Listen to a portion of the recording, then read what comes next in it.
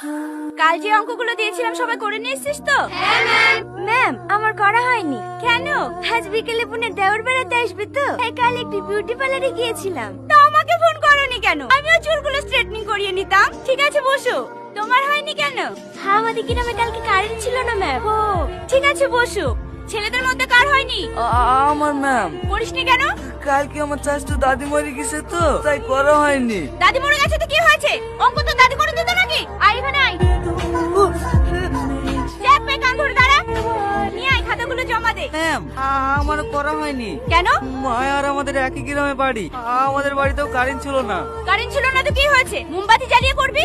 আয় এখানে আয়। ম্যাম, শাইনকে শাস্তি দিলে মায়াও তো করে আসেনি, ওই মায়াকে কিছু বললেন না? আমার মুখের উপর কথা, কাকে কি বলবো সেটা আমার ব্যাপার। এটা কিন্তু অন্য হচ্ছে ম্যাম। তুই মূর্খ হ। ঠিক আছে ম্যাম, ঠিক আছে।